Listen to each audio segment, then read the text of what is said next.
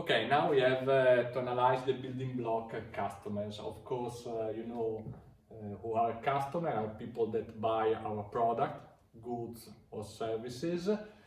And I wanted to repeat one specific concept. When you map, for example, customer or also the other building blocks to define, to map the business model of one firm, remember that you have not to list all the customer, but you have it only to identify which are critical customer. And in this sense, the idea is, okay, in this sense, you can have only one very critical customer, with a specific name, Bagnoli, okay? So if, for example, the only customer that you have is Bagnoli, okay, in your business model you have to write Bagnoli because you have only one customer that generally is very critical for you if it's the only one.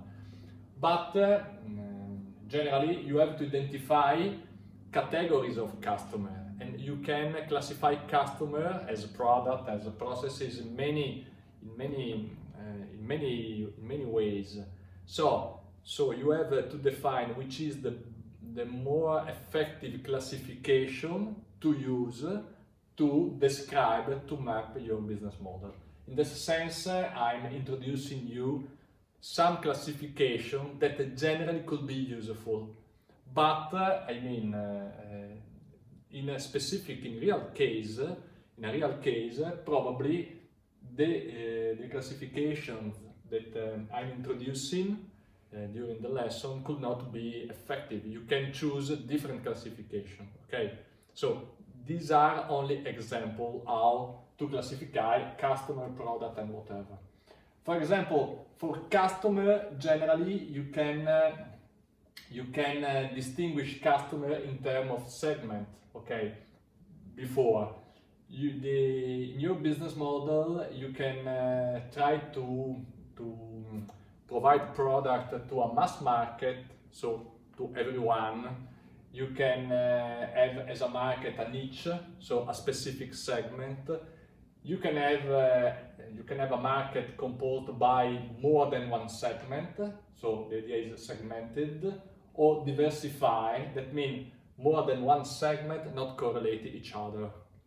Or you can have a multi-site platform market. Multi-site platform market is the market in which you are able to offer services or product to many different categories. For example, Airbnb, the market of Airbnb is a multi-site platform. So you gain money renting your room, but it also, I can say, get money from the buyer, from the seller, is in the middle in some sense. And when we discuss a segment, about when we have used the idea of segment, generally you have some segmentation variable that are generally different if you are in business to customer market or industry, or in business to business industry. In terms of business to customer, you can use demography, geography, psychological traits or behavioral trait to distinguish in some sense customers. Okay, so demography is clear, you distinguish Germany from Italian customer, geography, demography, old or young customer. From a psychological point of view, you can distinguish, for example, you can profile to try to develop a different profile of your customer, and also in terms of behavioral. You should analyze the behavior of your customer for distinguishing, for example, people that are used to use internet to buy, or people that are not used to use e-commerce to buy product, for example. More or less the same idea in terms of business to business. But a more effective, more interesting classification or framework to classify customer for me is the tribes. So what does mean tribes? There is big differences between a segment and a tribe. Which are the differences? But first of all, we can start in terms of bottom up. The value for a segment when you develop or when you identify a segment of customer, the value is really connected to the function of the product, okay? In terms of the tribe, the value is the connection among customers. So it's totally different. I mean, in a segment, in a traditional classification of customer, what is important is the performance of the product.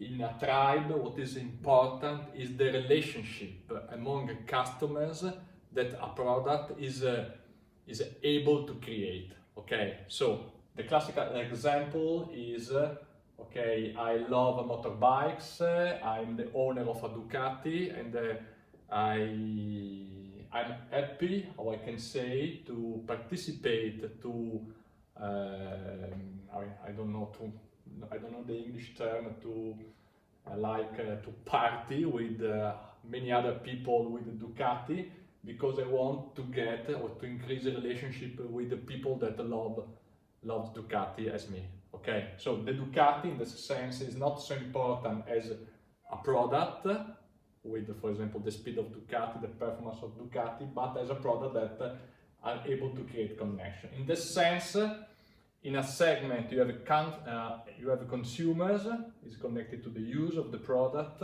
In a tribe you have supporters. Okay, so people that own a Ducati try to convince you to buy a Ducati.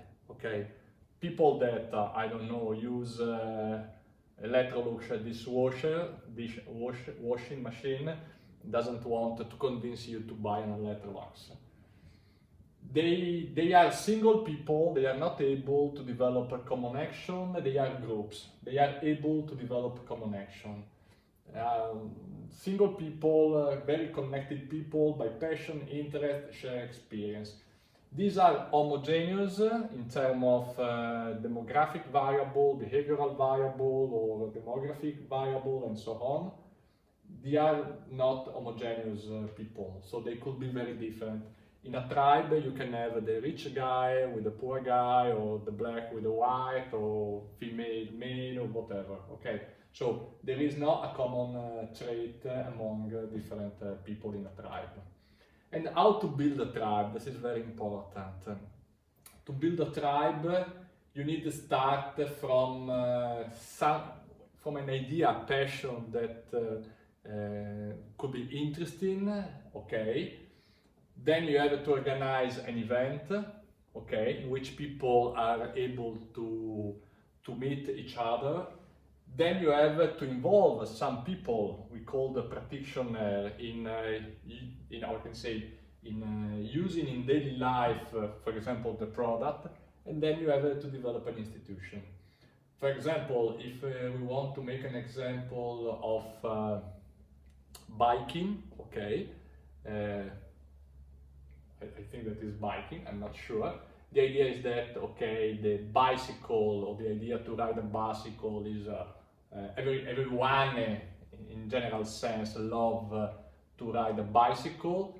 Sometimes you organize an event in which for one day there is not like a ride competition, but not very competitive, like Padova Pedala, that you can participate to a race.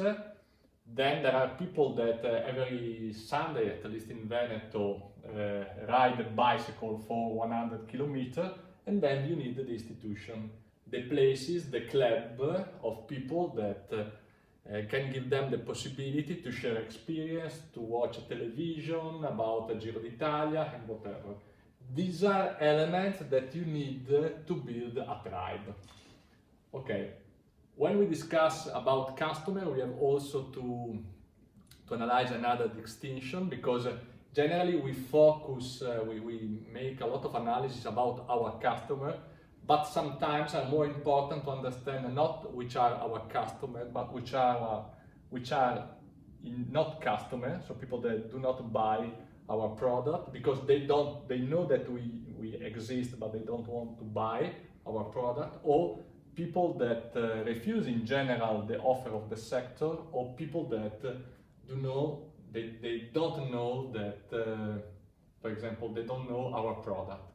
I mean, sometimes it's more interesting to analyze non-customer rather than customer, because our customer have already decided for some reason to buy our product. So it's more interesting for enlarge our market to analyze why people do not accept to buy our product.